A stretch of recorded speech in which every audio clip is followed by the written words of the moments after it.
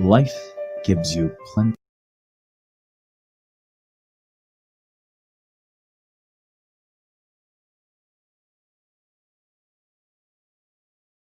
of choices,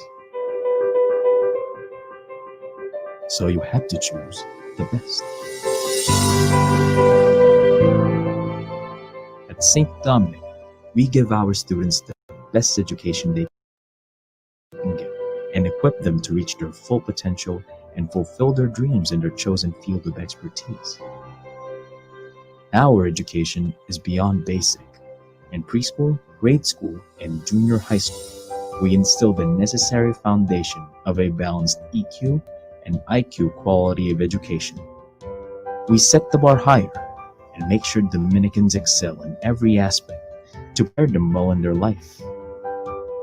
Parents envision their children to reach their full potential and someday become role models and ideal citizens of our country and even of Asia. This vision has become our mission since St. Dominic was first founded in 2003, and to this day, St. Dominic has mastered the quality of education that we offer from basic education to graduate studies. St. Dominic continuously hones all passionate achievers to become the professionals they dream to become.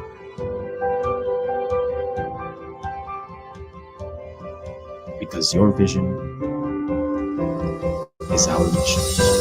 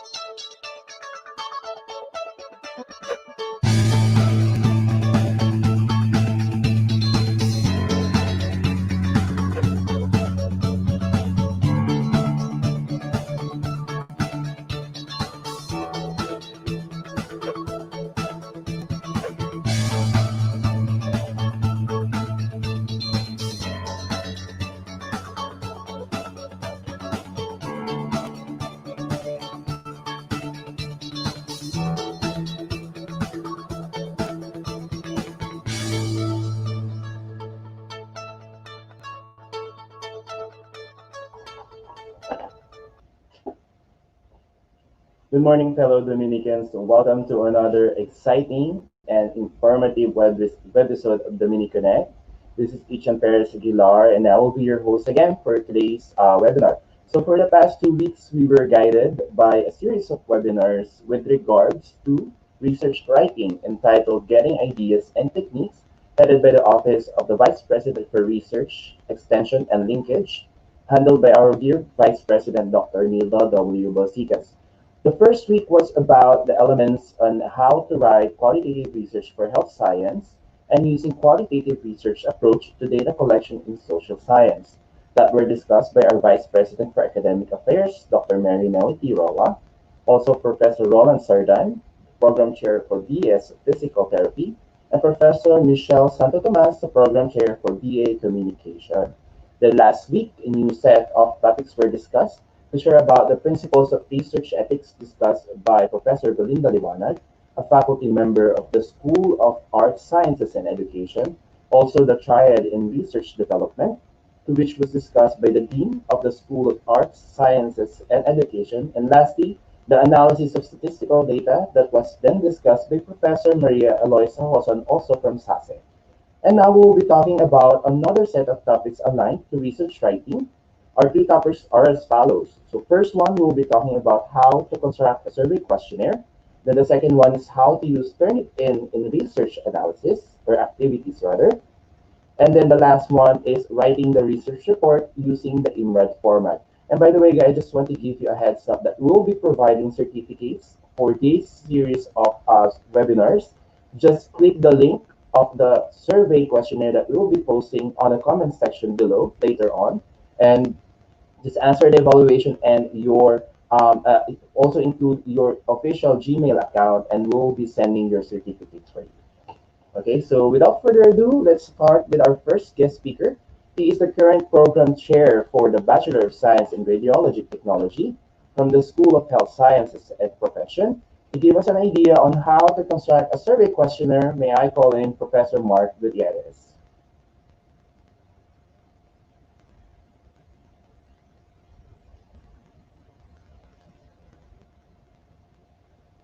Sir Mark?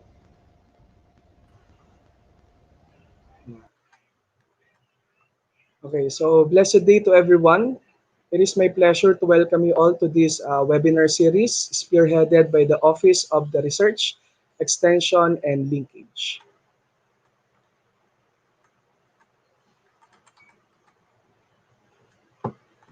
So I'm here to share with you the research topic, how to construct a survey questionnaire.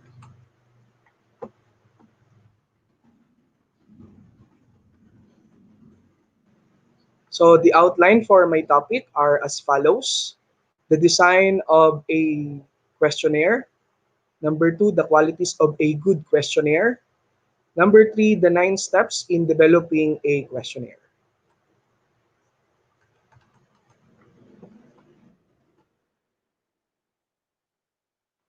Okay, to start with, no survey can achieve success without a well-designed questionnaire. Unfortunately, questionnaire design has no theoretical base to guide the researcher in developing a flawless questionnaire. All the researchers has to guide him or her in the lengthy list of do's and don'ts born out of the experience of other researchers, past and present. Hence, questionnaire design is more of an art than a science.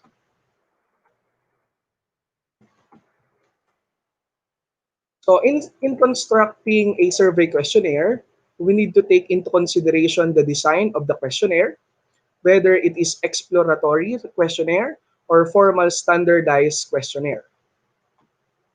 The design of a questionnaire will depend on whether the researcher wishes to collect exploratory information, that is qualitative information for the purposes of better understanding or the generation or of hypothesis on a subject, or quantitative information to test specific hypotheses that have previously been generated.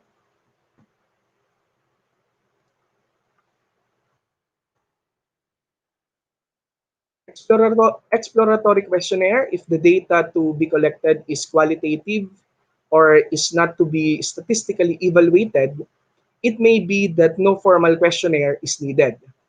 For example, in interviewing the female head of the household to find out how decisions are made within the family when purchasing a breakfast foodstuffs, a formal questionnaire may restrict the discussion and prevent a full exploration of the woman's view and processes. Instead, one might prepare a brief guide listing perhaps 10 major open-ended questions with appropriate probes and prompts listed under each. For a formal standardized questionnaire, if the researcher is looking to test the quantify hypothesis and the data is to be analyzed statistically, a formal standardized questionnaire is designed.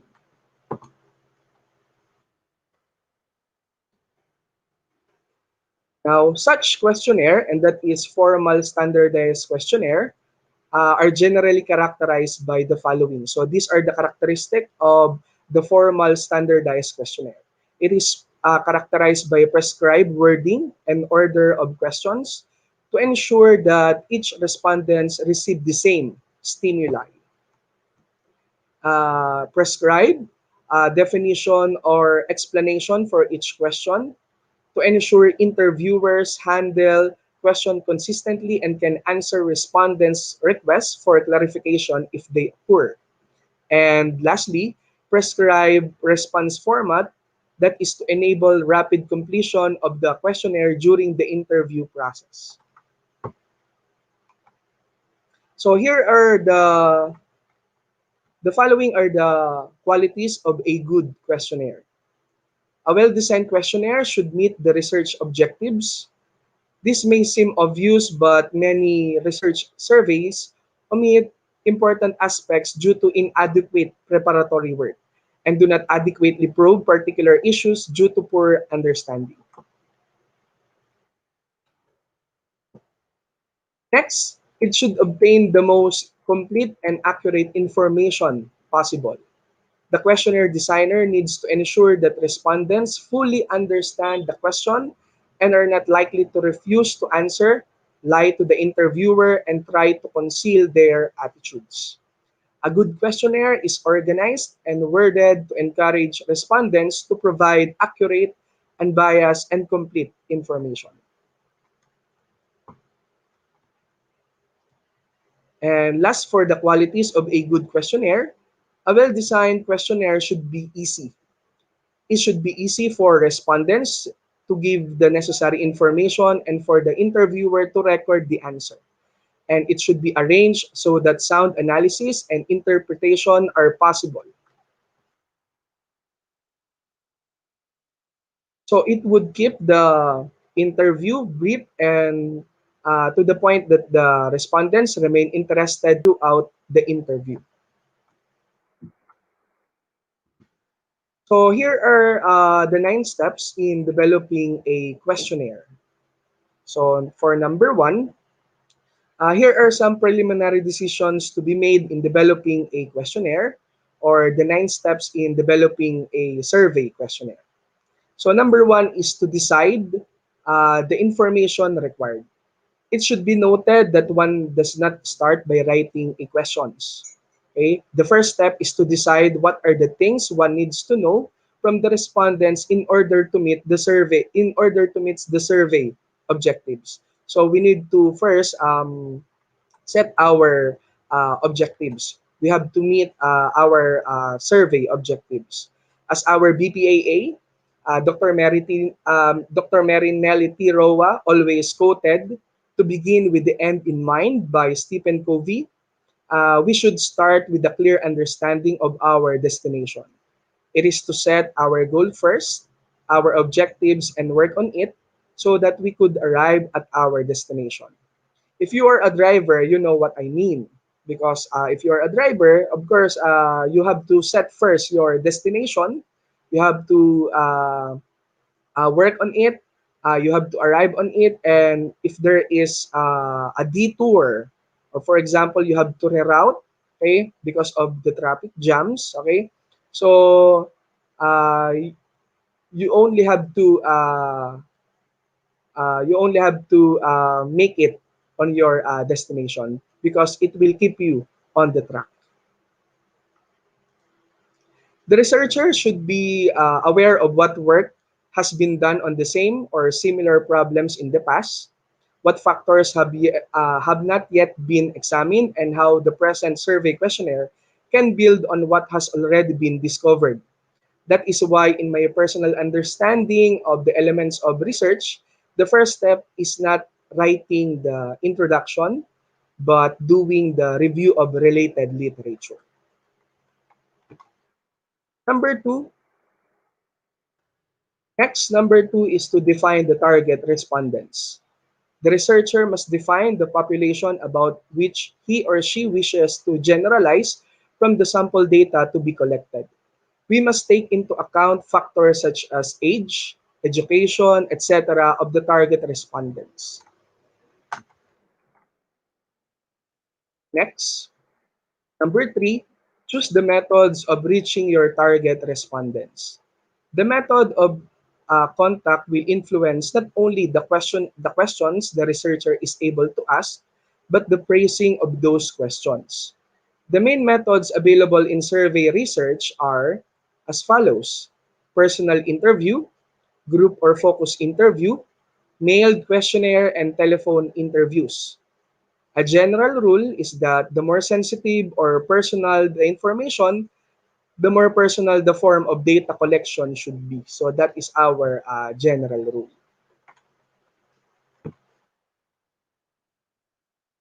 Next, number four, decide on question content. Researchers must always be prepared to ask, is this question really needed? And take note that no question should be included unless the data it gives is directly of use in testing one or more of the hypotheses established during research design. Then for number five, develop the question wording. So here we will be focusing on this topic. Okay, so the question are the primary tool in collecting necessary information from the respondents of a survey. By making the right choices in the type of survey question, you will be able to extract only data that are related to the purpose of the goal, to the purpose or goal of the survey. That is why we will be focusing on developing question wording. Okay, before constructing, before constructing question, okay, uh, we must be or you must be knowledgeable about each type of question used in survey research. This basically include letter A, close-ended question. A close-ended question limits the answer of the respondents to response options provided on the questionnaire. Here are the advantages of a close-ended question. It is time efficient. Responses are easy to code and interpret and ideal for quantitative type of research. Disadvantages are as follows. Respondents are required to choose a response that does not exactly reflect their answer, and the researchers cannot further explore the meaning of the responses. And as an example of close-ended question, scale question that are making use of rating scales such as the Likert scale is an example of close-ended question. For letter B, for the open-ended question. In open-ended question, there are no predefined option or categories included. The participants should supply their own answer. So it is used in a qualitative research. Advantages of the open-ended question: participants can respond to the question exactly how they would like to answer them. The researcher can investigate the meaning of the responses, and this is ideal for qualitative type of research. Okay. The disadvantage of this open-ended question: time-consuming, and the responses are difficult to code and interpret. And As an example of open-ended question, that is completely unstructured question that openly asks the opinion or view of the respondents. Okay. So for the letter C, contingency questions, questions that need to be answered only when respondents provide a particular response to a question prior to them are called contingency questions. Asking this question effectively avoids asking people questions that are not applicable to them. For example, um, yan, have you ever smoked a cigarette? Is it answerable? This is answerable by yes or a no. If yes, how many times have you smoked cigarette? Okay, so that is once or two times, 2 to 5 times, 6 to 10 times, or more than 10 times. But of course, many will answer more than 10 times. The second question above is what we refer to as contingency question, following up a close-ended question. Okay, so the following are a series of questions that should be posed as the researcher develop the survey question themselves. That is 5.1. Is the question sufficient to generate the required information? So for example, these are the questions that we need to ask ourselves in order for us to effectively create our own questionnaire. Okay, is this question sufficient to generate the required information? So for example, asking the question, which product do you prefer? So in a taste panel exercise, will reveal nothing about the attributes of the product was judged upon, because this question is a general type of question. Nor will this question reveal the degree of preference. In such cases, a series of questions would be more appropriate. Okay, next, 5.2. Next question that we need to ask ourselves, okay, can the respondents answer the question correctly? Okay, so an inability to answer a question arises from three sources. Number one, the respondents have not been exposed to the answer. For example, how much does your husband earn? Because some of the husbands do not really confide their earnings or their incomes to their wives. Okay. Next is forgetting. Example, what price did you pay when you last bought May's meal? So sometimes the respondents did forget uh, the price, okay, or the information. So those are the things that are that was the respondents were unable to answer the query. So an inability to articulate the answer. So example, what improvement would you want to see in food preparation equipment? So because of this generalized idea, so the respondents will have a difficulty in articulating what is specific uh,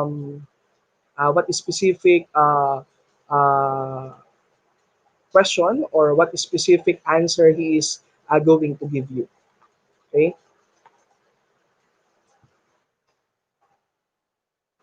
So next, 5.3, are there any external events that might bias response to the question?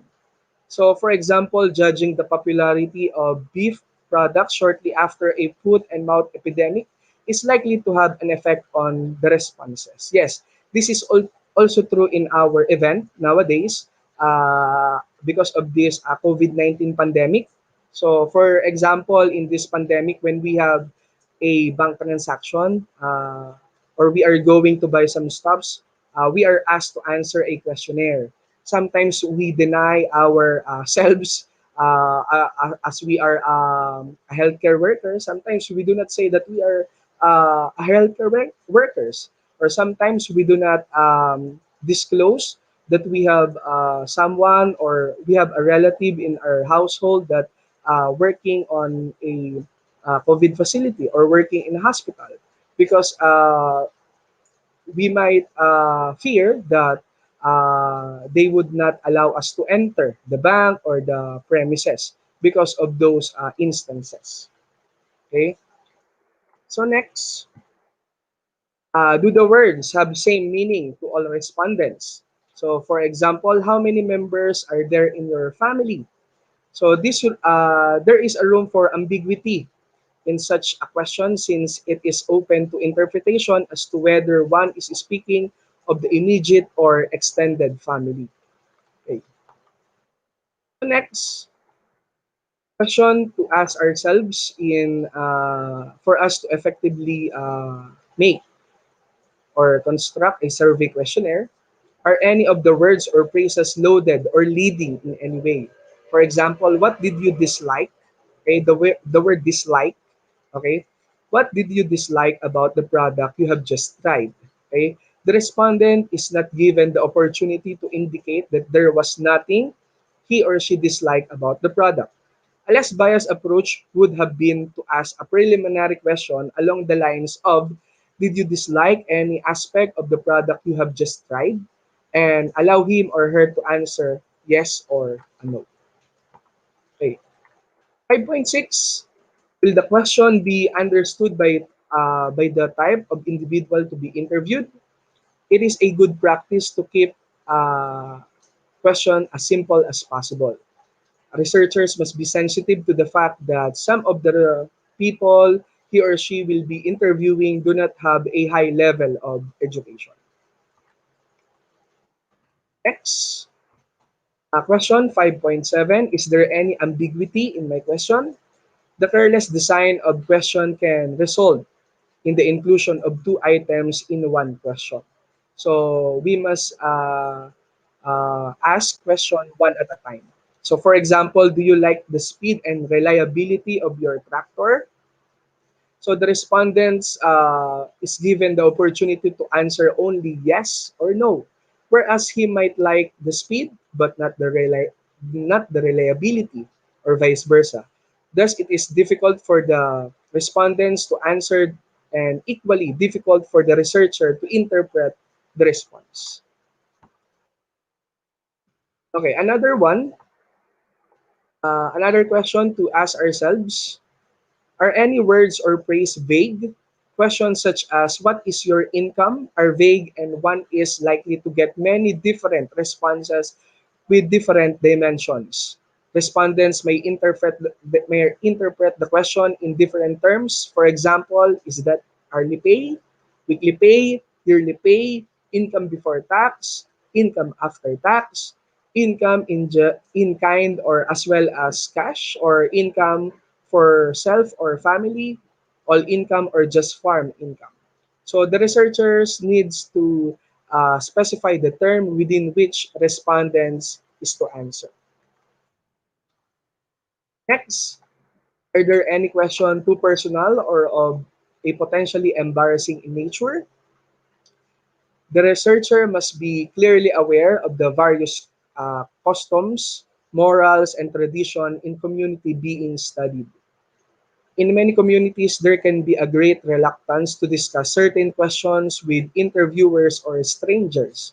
Although the degree to which certain topics are taboo varies from area to area, such subjects as levels of education, income, and religious issues may be embarrassing and respondents may refuse to answer. Because, for example, there are groups of religious groups that do not they are not allowed to eat pork.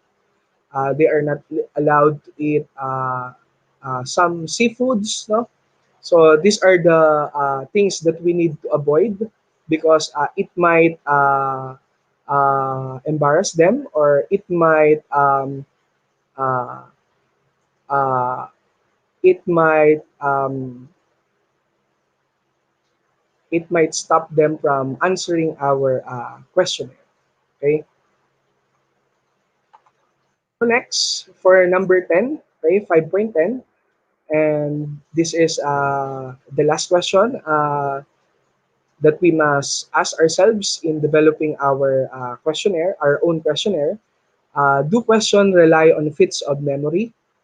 The respondent should be asked only for such data as he is likely to be able to clearly remember.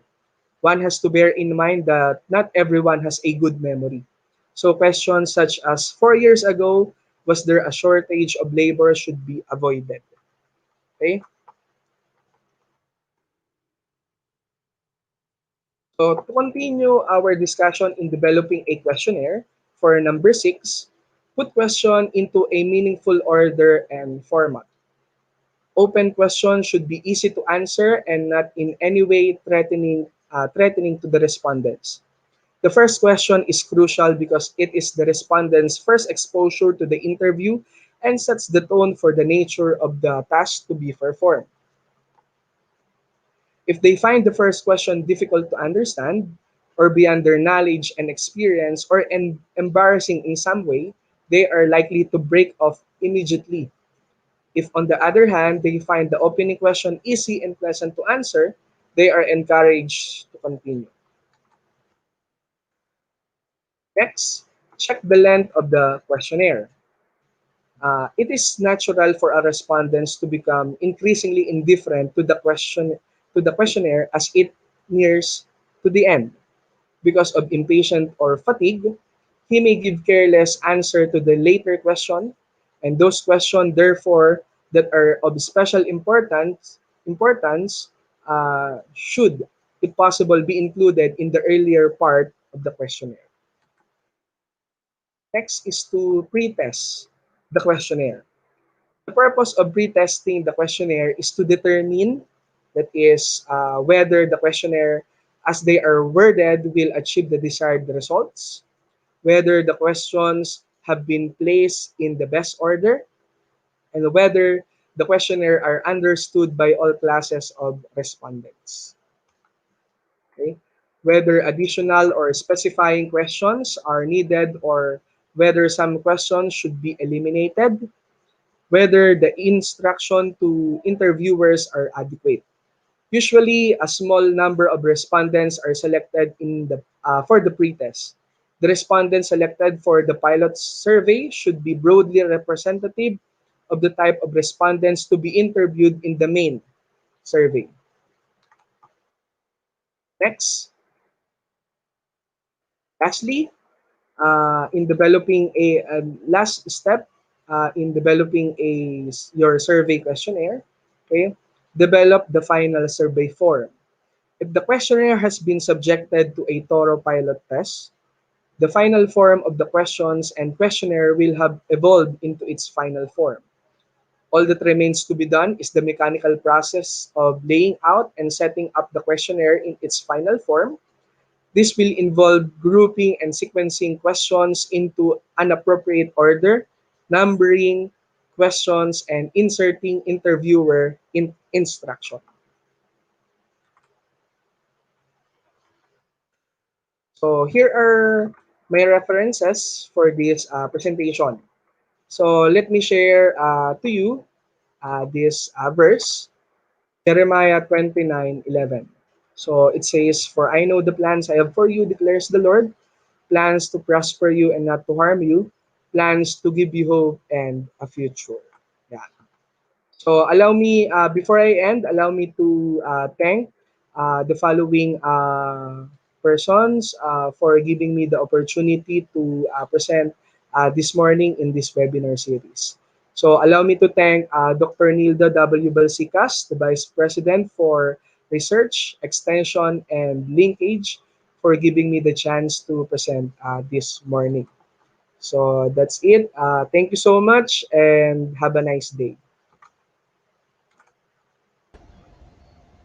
Thank you, Professor Mark Gutierrez, for giving us an idea on how to construct and formulate a survey questionnaire, which is very important for a research to be successful. So now I'm inviting everyone, if you have questions or concerns with regards to the topic that has been discussed, please post it now to the comment section and I will by one.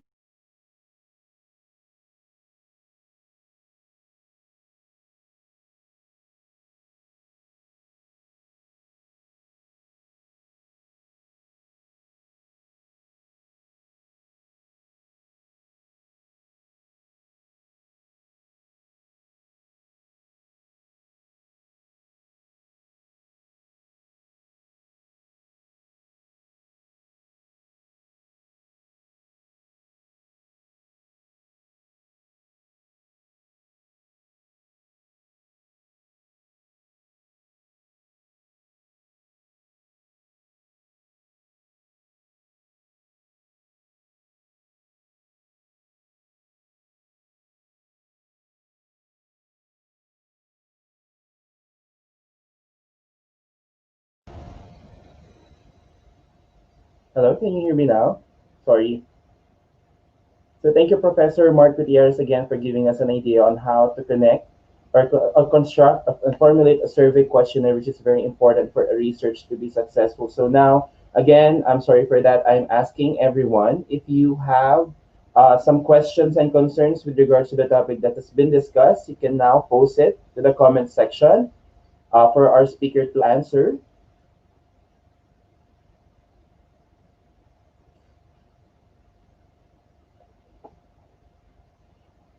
Since that we don't have any questions with regards to the first topic, we will now moving on to our second speaker. She is the current Chief Librarian of the Dominican Learning Resource Center, or DLRC, to give us some guidance on how to use the Turnitin in research activities. Please welcome Ms. Laila R. Ariate.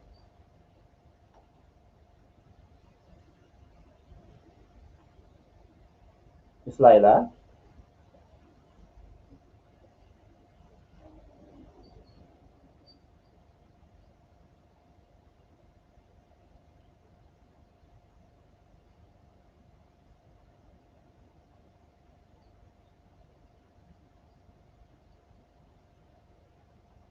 So let's just wait for Miss Laila to barge in our live session now.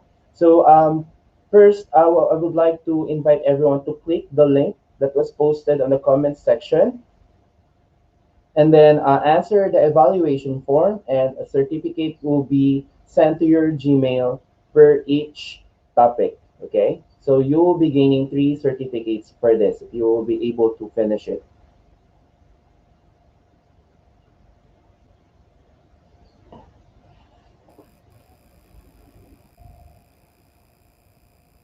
Hello, Miss Laila. Good morning. Hello, good morning. Hi, ma'am. Hello. Good morning. You may now Hello, can proceed you hear me whenever now? you're ready. You can start. Yeah, Yes, can you ma'am. I hear me can hear now? you. Yes, Can you ma'am. hear me? Okay. Okay. So good morning, everyone. Uh, eh, Hello, can you hear me now? Hello. Yes, ma'am. I can hear you po. Okay. So good morning, everyone. Welcome to this webinar series of St. Dominic College of Asia. And thank you for taking the time out of your hectic schedule to be with us and to learn about the use of Turnitin in our research activities.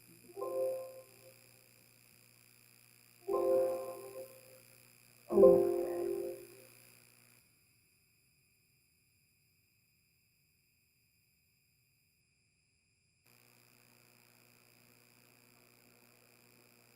Okay. So allow me to present to you my outline for this webinar. First, we need to define what is Turnitin plagiarism. What are the types of plagiarism? What is the acceptable plagiarism score? Why a little plagiarism is good? What percentage on Turnitin is bad? What contributes to the acceptable percentage of plagiarism? Why is your Turnitin similarity index too high? How to reduce similarity on Turnitin for your essay? So what does it mean when Turnitin says zero similarity? And how do I remove similarity from my Turnitin? And does Turnitin count references?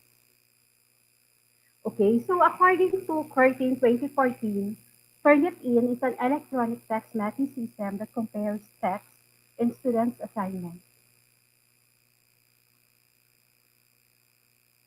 Hello?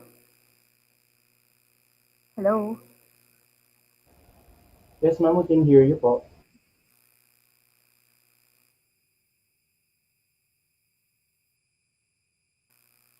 Hello?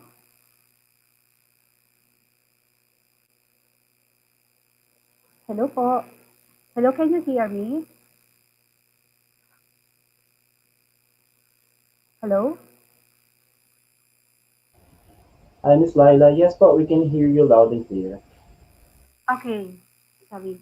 So according to Curtin 2014, an electronic text matching system that compares text in student assignment against database of sources that provides an originality report in which matched text is underlined, color-coded, and linked to either the original sources of or similar documents on each database. It also indicates the proportion of the submitted work that matches other sources. Okay. So, meaning to say, Turnitin is a punitive or disciplinary measure to catch students or individuals who are copying the works of students who are copying the works of other people without proper acknowledgement. So it is also as valuable as feedback mechanism to help students learn what constitutes plagiarism that would help them develop their academic writing skills. So I have here a diagram that illustrates the possible benefit of Turnitin.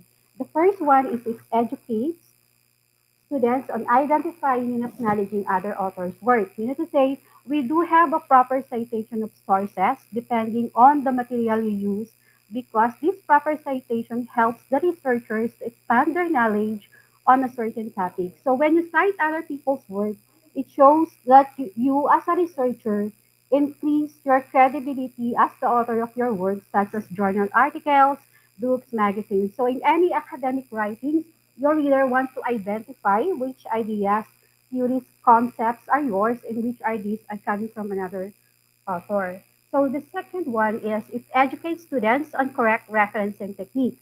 So we have different basic types of citations. We have the APA or the American Psychological Association, which is being used by education, psychology, and sciences. And we also have the MLA or the Modern Language Association, which is used by humanities. And then we also have the Chicago or Turanian styles, which is generally used by business, history, and fine arts. The third one is it educates students on correct quoting techniques. So according to a study, a research paper can only contain not more than 10 to 20% quoted materials. This means that when you summarize or paraphrase a quote coming from the author, you let the reader know that you have understood and analyzed what you have just read. Okay, so the last one is it detects where students have copied in part or in full another writer's work. So in here, we can check if there is a similarity index about the paper that has been submitted. Okay, so this diagram too illustrates how a Turnitin report can be used for continuous improvement cycle in our student writing. So uploading, this is the process where the students will give the paper for us and then we will run it in the Turnitin. So in reviewing, the Turnitin will read and review your uploaded document and the application tells you whether you have met the 5% similarity index.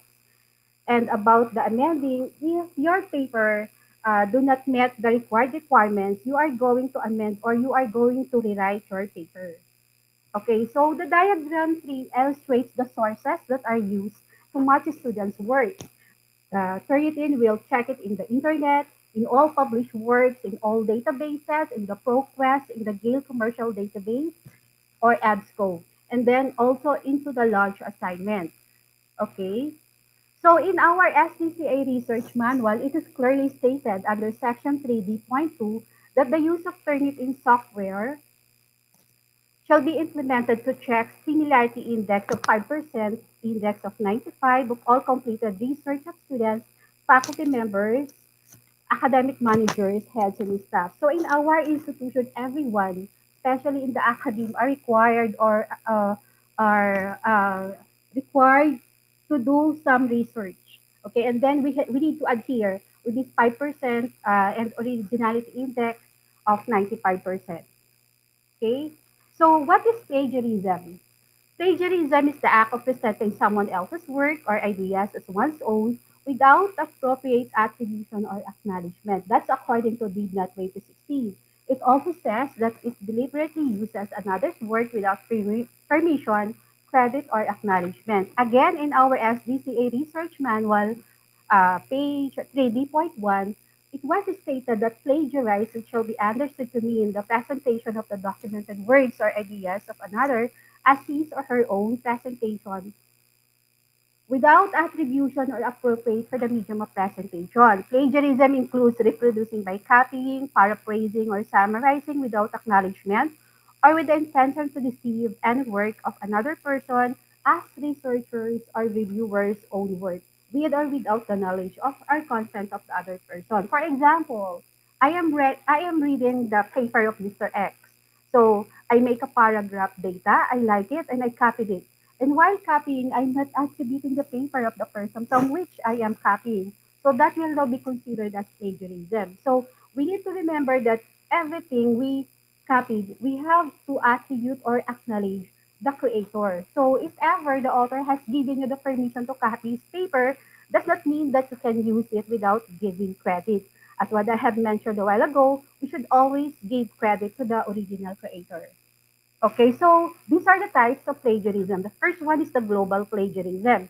So global plagiarism means taking an entire work by someone else and passing it off as your own. For example, if you get someone else to write an essay or assignment for you, or if you find a text online and submit it as your own work, you are committing a plagiarism. Why? Because it involves deliberately and directly lying about the authorship of a work. So this is one of the most serious types of plagiarism, and it can have severe consequences such as grade penalties, failing your course, facing disciplinary action, suspension or expulsion for your college or university.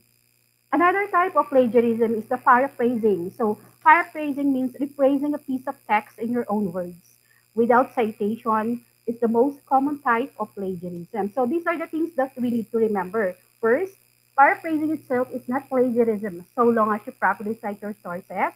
Second, if you translate a piece of text from another language, you need to correctly cite the original source.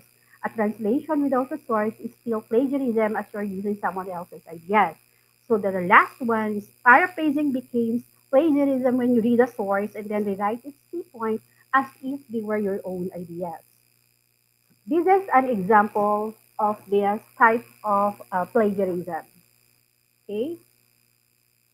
So another type of plagiarism is the verbatim plagiarism or copy paste. So you commit verbatim plagiarism when you directly copy text from a source and paste it into your own document without attribution.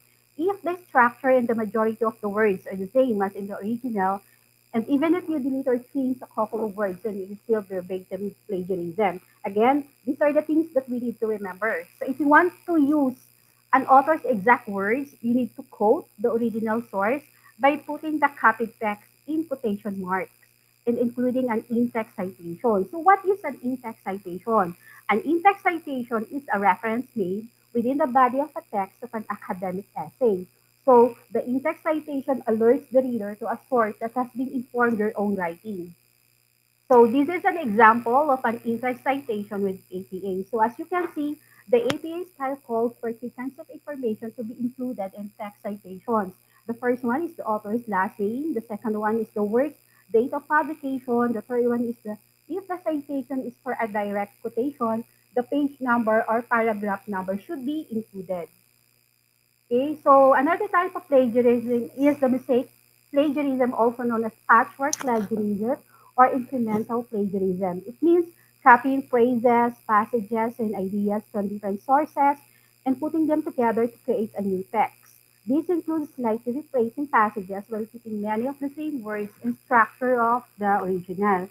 They said that this type of plagiarism require a little more effort and is more insidious than just copying and pasting from a source, but plagiarism checker like Turnitin can still easily detect it. So this is one of the example of that kinds of plagiarism. Another type of plagiarism is the self-plagiarism. So it means reusing work that you previously submitted. Even though it's your work, it's considered dishonest to present a paper or piece of data or a brand new one when you already gotten credit from the work. So there are a couple of different versions of self-plagiarism. The more serious is to turn in your paper already submitted for a grade to another class unless you have explicit permission to do so. This is always considered self-plagiarism. So if you really wanted to use again your work before, so I think you need to ask permission from your professor if it's okay. Okay? So citing incorrectly. So the key to avoiding plagiarism is citing your sources. You need to correctly format your citations according to the rules of the citation style you are using. I think in our institution, we are using the APA style. So if you don't include all the necessary information or you put in the wrong place, you could be committing plagiarism. So most styles require in-text citation plus a reference list of bibliography at the end of your paper. So this is an example of correct citation using the APA style. So we have the author, the copyright, and the title of the book. Okay, so uh, what is the acceptable Turnitin similarity? Okay, so in doctorate, an original dissertation reference should be less than 10% to consider the review of literature in which direct quotes that are quoted properly from an expert subject matter will mostly likely occur. So, however, in the case of a dissertation, you will be requested to synthesize material after which you generate your information so that the content is primarily original. Okay, in the master's thesis, it can be allowed up to 20% since the larger part of the paper is heavily dependent on existing authorities. If you take an example of an essay like literature, a plagiarism score 5% and below would be acceptable. So what is the acceptable plagiarism score? They say that the acceptable plagiarism score varies from university to university. So in our institution, the acceptable plagiarism similarity index is 5%, and the originality index of 95% of all completed research of the academic community. So it all depends on the policy of your institution. So why a little plagiarism is good? They say that little plagiarism is good because it shows that you included ideas and arguments by other writers on credible sources. So having zero score may indicate lack of resource content, since a little plagiarism shows that you research well. Okay, so what percentage on Turnitin is bad? They say that beyond 30% on the originality report and the matching content is not cited and referenced. While the exact bad score varies with different universities, anything beyond 49% is generally considered unacceptable since it shows that you have copied too much from the internet or other sources. So there are two ways in reducing the plagiarism score. One is by paraphrasing the source content. However, this approach could result in omitting some important details. Since you are trying to be free of plagiarism, you need to paraphrase well and retain the points. The second one is summarizing the source material in your own words. This will make your professor, for sure, your professor will be very happy for this since you understood the source and wrote the paper in your own words. Since you will have zero plagiarism because you summarize it in your own words. Okay, so what is the acceptable percentage for Turnitin? The widely acceptable Turnitin percentage is 15% and below. Okay, so there isn't any acceptable plagiarism percentage in 2010. However, this could vary from your school guidelines. If the guidelines and assessment file of your school states 100 original, then it must be original. You can't do anything about it. You need to adhere to what is written in your academic research manual.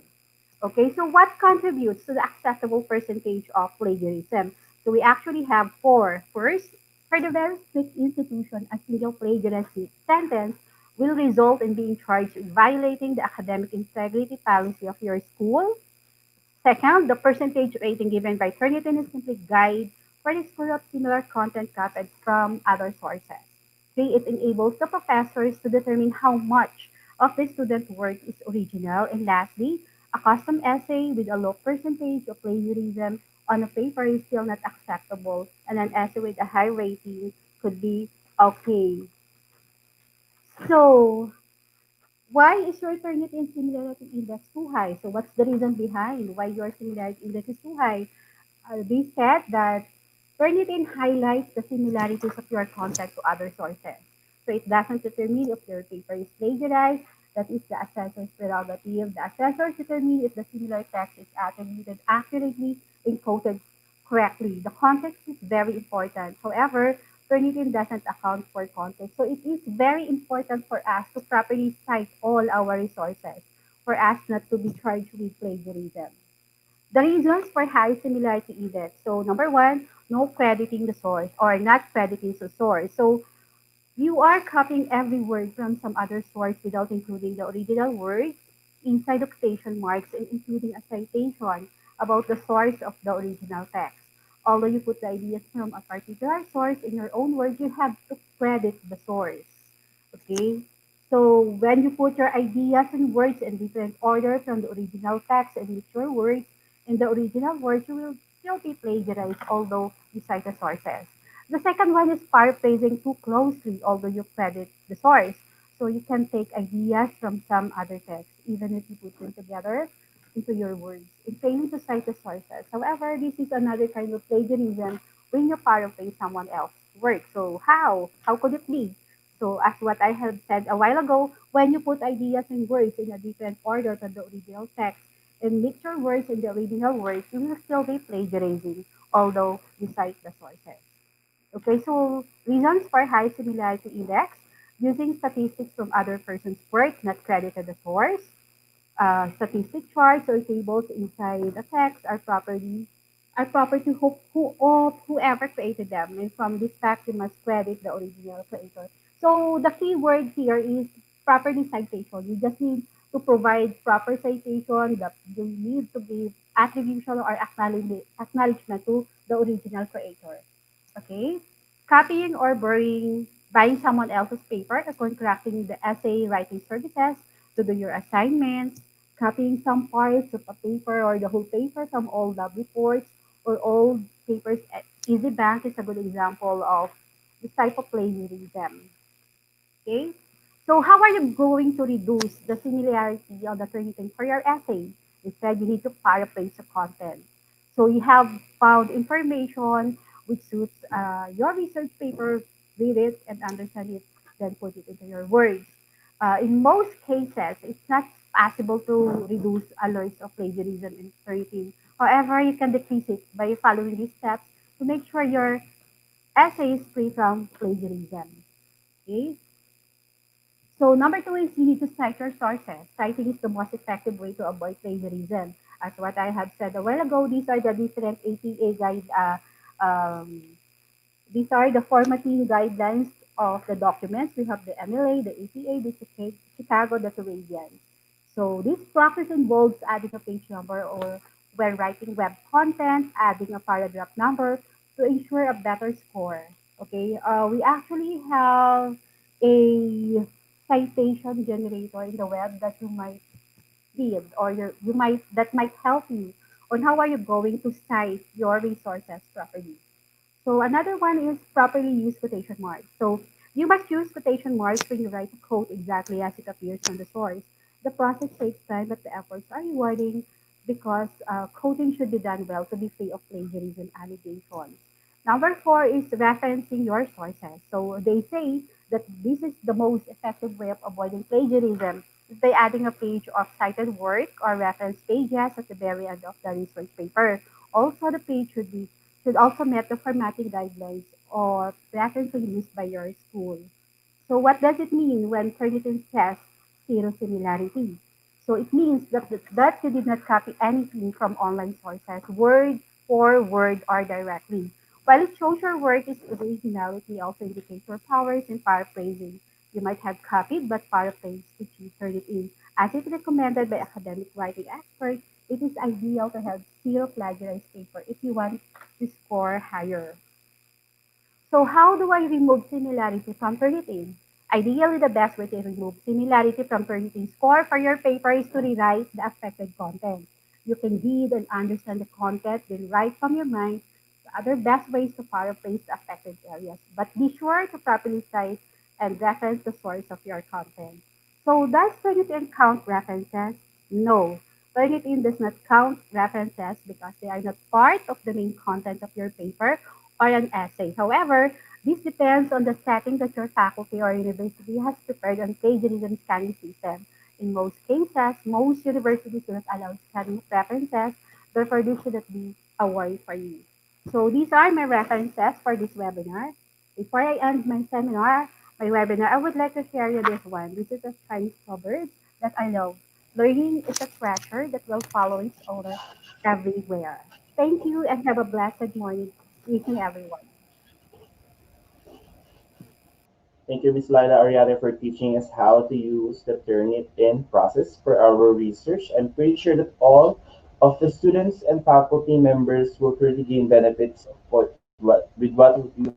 also use Turnitin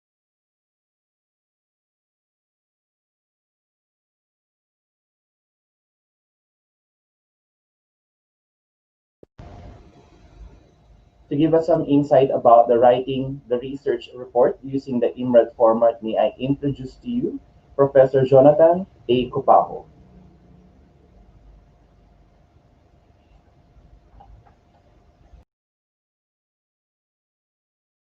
Good morning, sir, and good morning to everyone. Permit me to share my screen.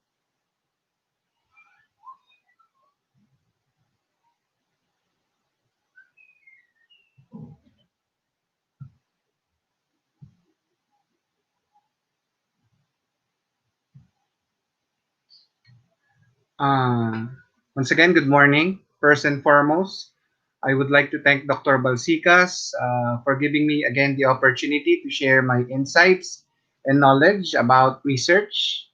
Maraming salamat po muli, Doktora, sa muling pagtitiwala. May I also acknowledge and give gratitude to a dear friend who taught me most of my knowledge regarding research, our former SDCA Research Director, Dr. Jonathan Adanza. Thank you for all the imparted knowledge, particularly in the topic that I will be presenting today. Our topic is writing the research report using the IMRAD format. So, for our objectives for today, at the end of the session, the listeners will be able to understand the basic principles involved in writing a publication using the IMRAD format and appreciate the IMRAD format as a vital tool in research writing and publication. So, for an overview, maybe most of us have already heard and knew about IMRAD. This is the most common structure or format or design used for publication, either local or international, particularly in scientific articles and journal writing.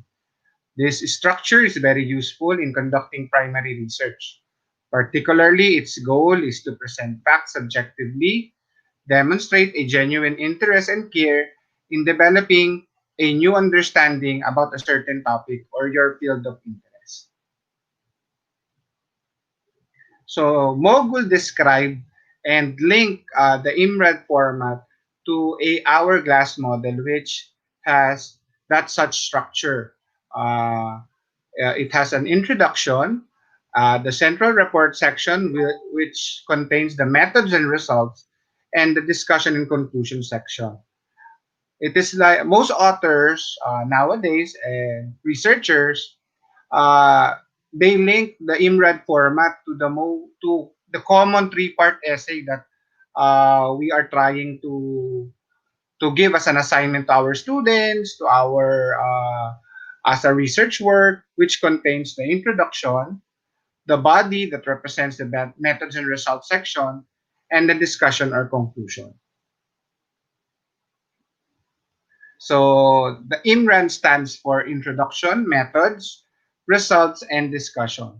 In the introduction, we are trying to answer the question, what are the research questions of the study? In the method sections, we are clearly describing as authors how did the research try to answer our research questions. In the results section, we ask what did the researchers found? And lastly, in the discussion part, what do the results mean? So to further elaborate each section, we go first with the introduction section. In the introduction section, the author must establish his territory, particularly making a claim, reviewing previous work, and position your study based on previous research work. So it's particularly discussing or emphasizing the current state of research in your field. After the author have established his territory, the author can now state the research problem or the question he intends to address, or either the gap he identified through the vast literature review he conducted. It is somehow making a new case for new research. In the introduction, the author must also convince the readers to continue reading his research output by presenting the statement of the purpose, the reasons why the research is timely and needed, and presenting the broader significance of the study. It is also important for the author to highlight that he must use an active voice in doing the introduction part because it sets the difference of his study from previous work. For the next section, method section, this section needs to be very clear, very specific, very detailed to convince the reader that your study is valid and underwent standard research protocols.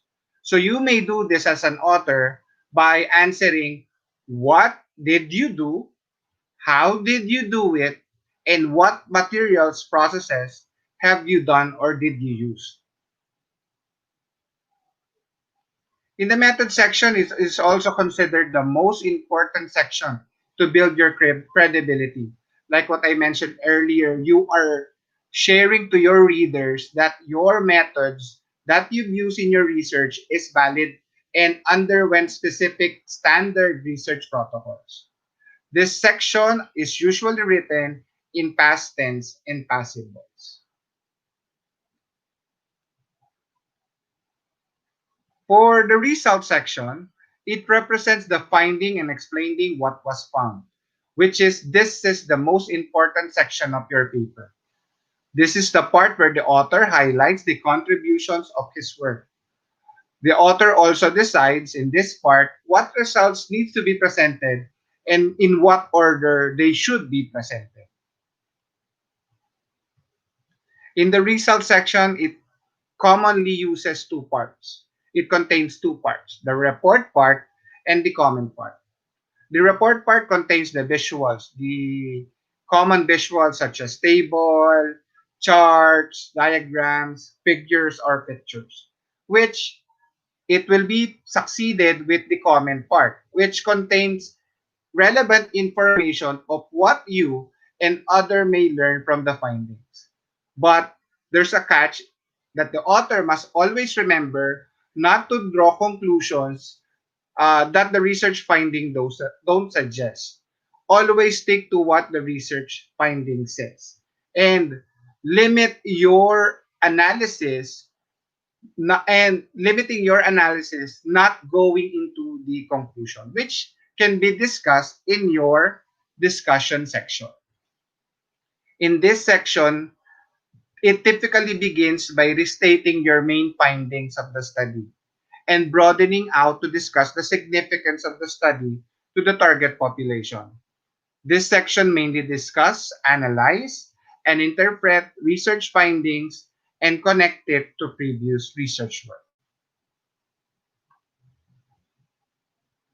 This section may also state the flaws and weaknesses of the study, particularly the limitations that the researcher experienced during the conduct of the study. It also may provide an outline for the next steps for further study by stating or suggesting the implication of the findings for future policy or practice. So, what are the benefits of IMRAD? It allows readers to navigate articles more quickly to locate material relevant to their purpose, like what we are obtaining in different journals, located situated in our library or in the internet. And also it gives the structure effectively supports a reordering that eliminates unnecessary detail and leaving only relevant and significant information. Not like the traditional research output which contains chapter 1 to chapter 5, the IMRAD format or structures gives the framework to the author as well as the readers that they can easily browse the relevant information that they need, particularly in conducting their own research studies. So, in summary,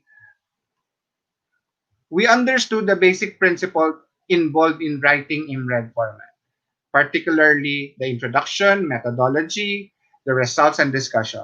In the introduction, we expose, as an author, you must expose the gap or problem in the field and then explain why your present research is timely, necessary, a solution to that gap or problem. For the methodology, as an author, you must present that your research methods are sound and valid so that your paper or your output will hold a lot more weight. In the results section, you must present that the findings, particularly the significant ones, and show how that new results are contributing to the body of scientific knowledge, which is the basic foundation of why we do research. And lastly, for the discussion section, this is where the author highlights the alarming or important information discovered. And lastly, IMRAD structure provides researcher a framework on how they can economically share their scholarly work to the public by eliminating unnecessary detail and only leaving relevant and significant information. So these are my references for my presentation, and I would like to leave you with the quote by Sir Charles Darwin. It is not the strongest of the species that survive, nor the most intelligent, but then the most responsive to change.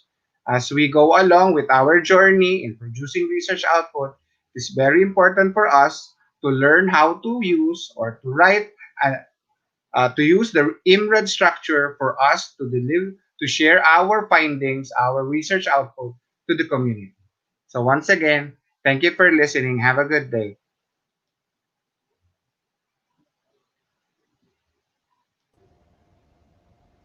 Thank you, Professor Jonathan A. Cupajo, for a very concise and informative discussion about the use of the IMRAD format in writing a research report. So everyone will be posting again the link for the evaluation form for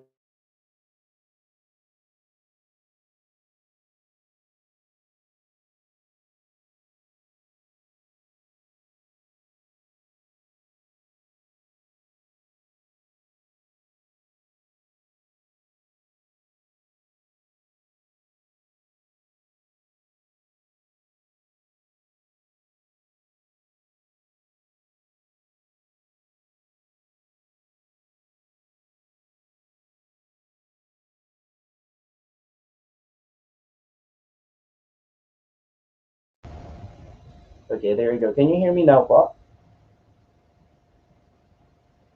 Mhm. Sorry for that. We are having technical issues right now since it's raining hard. So please take care, everyone. So again, as I was saying earlier, we'll be posting the link for the evaluation form, or for Google Forms rather, for you to answer to get your clearance for each topics of the day. Okay, so that's it for today's webinar. I do hope that everyone was able to learn a lot from the topics discussed by our research-oriented speakers. And thank you for staying and tuning in with us here in DominiConnect. And you can keep yourselves updated by hitting the subscribe button to our official channel here on YouTube and click the notification bell for updates. And we are also posting all updates to our official Facebook page, that is www.facebook.com/, St. Dominic College of Asia. And watch out for more exciting webinar series here at DominiConnect. This has been H.M. Perez Aguilar, your host for today. Thank you and stay safe. Signing out.